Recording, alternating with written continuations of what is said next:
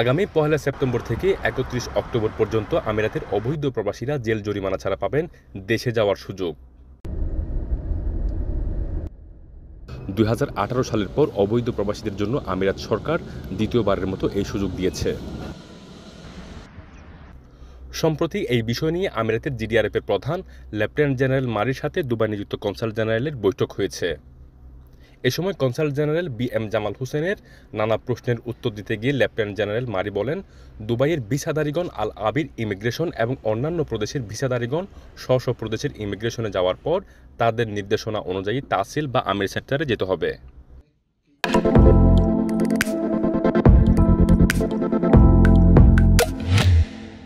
দুবাইয়ের ভিসাধারী যারা তারা যাবেন হচ্ছে আল আবির ইমিগ্রেশন সেন্টারে বা আল আবির যেটা আমরা বলি সেখানে যাবেন, এবং অন্যান্য আমিরাতের যারা তারা সংশ্লিষ্ট ইমিগ্রেশন দপ্তরে যাবেন। যাওয়ার পরে যদি কখনো ফার্দার কোনো ডকুমেন্ট দরকার হয় বা তখন তারা রেফার করবে কোথায়, যে সমস্ত অনুমোদিত তাহসিল বা আমির সেন্টার আছে সেখানকার।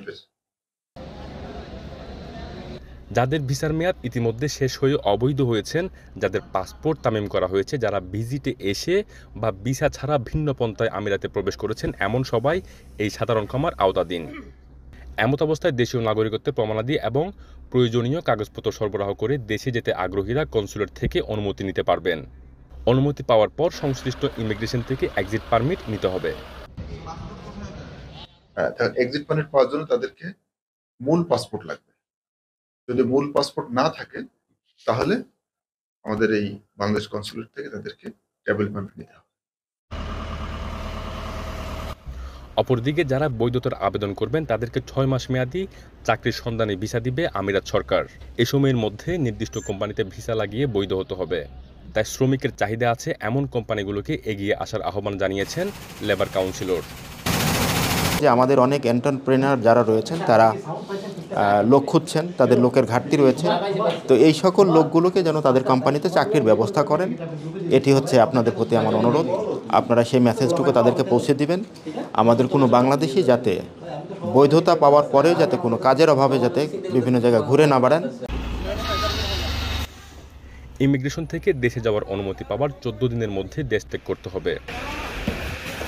সাধারণ ক্ষমার এই সুযোগ নিয়ে যারা নিজ দেশে ফেরত যাবেন, পরবর্তীতে আমিরাত প্রবেশে তাদের কোনো প্রতিবন্ধকতা থাকবে না।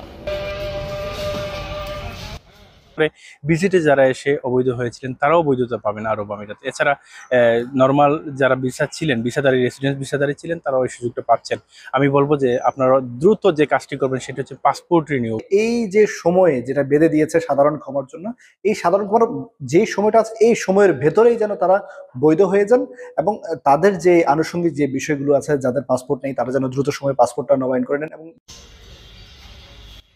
প্রবাসীরা সাধারণ ক্ষমার এই সুযোগ নিতে দ্রুত পাসপোর্ট নবায়নের বিকল্প নেই। ধারণা করা হচ্ছে সাধারণ ক্ষমার এই সুযোগের পর অবৈধ প্রবাসীদের জন্য কঠোর হতে পারে আমিরাত সরকার। তাই মিশনের পরামর্শ এই সুযোগকে কাজে লাগিয়ে বৈধ হওয়ার অথবা নিজ দেশে ফেরত গিয়ে আবারও ফেরত আসার। ইশতিয়াক আসিফ, চ্যানেল 24, সংযুক্ত আরব আমিরাত।